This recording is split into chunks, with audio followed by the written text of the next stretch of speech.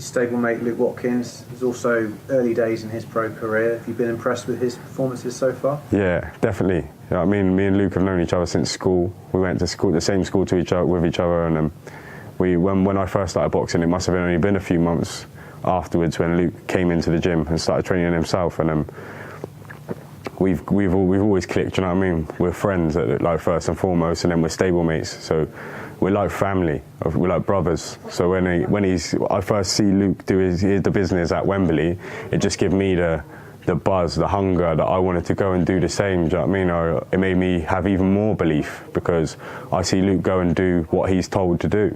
So it's not like he went out and done something I haven't seen him do before, or like my coach was asking him to do something he's never been told to do before. He went out and done what he was told, and he looked great doing it. And then he went over to Germany and did the same. And like I said, it gave me even more going into Denmark. I thought about Luke going to Germany and the fact that he was just with my coach on their own and he came back with the win, and it gave me more belief because I just thought I'm just going to go and do the same thing. So it's great having someone around the same age as you who's got the same sort of mindset. We're both hungry, we're both ambitious. So it's great to have someone like that in the gym with me who's turned over at the same time. Yeah. Is it great that you both turned professional at a similar time as well? Yeah, definitely. Because you get the chance to box on the shows together, and like I said, it's like I might not have a huge fan base right now. Do you know what I mean? I'd like to build on it, and I'd like to maybe one day have the whole town behind me. But at the moment, I have just got family and friends and school friends, but I'm lucky enough that if I'm boxing on the same show as Luke, then Luke's fans become my fans when I fight, and vice versa. Everyone who's there to support me is there to support Luke. And to be honest, they're there to support every guy from Swindon. Like, it's not like there's nobody. It's not like you're going there to only watch one guy. Generally, if you're going to a boxing show, if you're only going to watch one person, that's quite a lot of money to pay, isn't it? So if you can get a good few fights out on the same night, like you can watch a few other good fights on the same night, then more like I think most people are up for it. And yeah, having Luke there is great. Having Luke alongside me, I really appreciate it. Swindon boxing wise is buzzing at the moment. Must be great to be a part of it. Yeah, it is. It's really good. I can honestly remember when I first started boxing, the boxing academy on Maxwell Street. That was before the gym was even called Fitzpatrick's ABC. Well, we're called Fitzpatrick's Boxing Gym now, but before that, it wasn't a buzz for boxing in Swindon. There was no white. I think maybe the Nilsons were doing their shows, but it wasn't the same kind of buzz as there is now. Whereas you got like the white collar shows every other month or every other week and that, and it's like creates a real buzz around boxing. Would be it at the white collar scene, or the amateur level, or the professional level, there's always something going on. There's always a fight to talk about. So, yeah, it's great, man. Proper good. Because at the end of the day, if it's drawing in people, say, to white-collar shows that weren't necessarily boxing fans before they went to a white-collar show, and then they enjoy that, then maybe they will come down to a professional show and have a little look and see if they like that, or down to an amateur show. So yeah, I appreciate it, mate. Swindon's a fighting city. A fighting town. We're a fight town. We've had fighters from back in the day. You know what I mean? Your Ricky Porters, Pete Neals, Eddie Nielsen, like, you know what I mean? Guys who established themselves as fighters.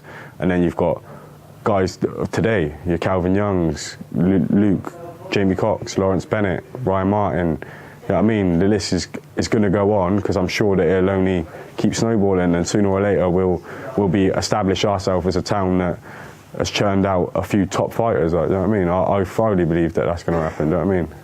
You're managed by George Groves. What sort of an influence has he had on your career so far?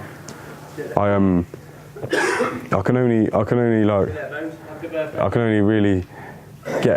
really get across how amazing it is. Do you know what I mean? Like, I'm a fanatic about boxing. I watch everything I can watch, interviews, fights, post, pre, anything I can see. I'll go and watch a bloody press conference that most people wouldn't even be interested in.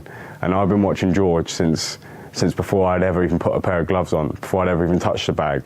So to have George in my corner as one of my team, and like as a guy who believes in me, believes in my skills, and says that do you know what I mean? He says that he thinks I'm a good fighter. So it's amazing, man. Do you know what I mean? It's like a little kid who plays football on Sunday League being managed by David Beckham. Do you know what I mean? That's the level that it's at. It's like, And every time I speak to him and see how grounded he is and how he holds himself and he comes across to people and give time to anybody, see him spend an hour or more than that taking pictures with people at Westfield, like when he has his open day, when you could just go in and do your little pad work and then shoot off. You know what I mean? The people have still come to see her, but he'll wait and have a picture with everyone and talk to everybody and smile for the camera. And do you know what I mean? It's like, he's a top guy, like really, really nice guy. And I take everything that he's doing and try and add it to my game. So whatever it is, like down to the smallest thing. I used to turn up to the gym in my kit. I used to go there in my kit and go home in my kit,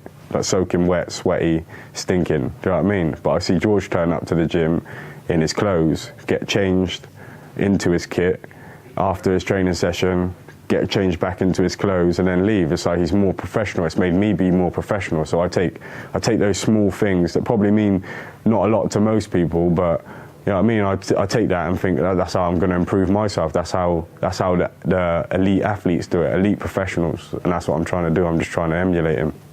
Has George been impressed with the start that you've made?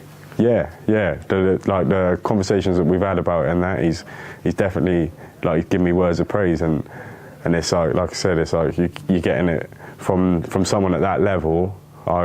Admittedly, the person I listen to most out of anybody is my coach, out of anyone. So if he tells me I did well, I know I did well, because he won't blow smoke up my ass. If I didn't, he'll let me know the same way. Do you know what I mean? So yeah, when George says it, it's like just a notch down from my coach telling me, because it's the same sort of thing. I'm sure he wouldn't be telling me he thought I did well or that he thinks I will do well in the future if he doesn't believe it. He wouldn't be my manager. He wouldn't want to be a part of my journey if he didn't believe it, because he's associating his name to my name. So yeah, it's great. It's really, really good.